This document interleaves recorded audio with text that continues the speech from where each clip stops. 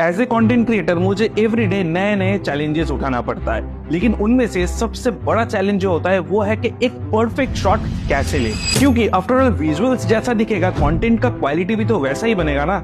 No, I am not talking about a camera. I am talking about perfect tripod which can hold your camera or smartphone to take a perfect shot in every angle and situation. कभी stable angle तो कभी moving angle और कभी bird view angle, तो हर एक angle के लिए अलग अलग ट्राइपॉड्स कैरी करना it's not possible. So finally I found Wellborn WB-TR580 AF tripod, जो एक 2-in-1 ट्राइपॉड है।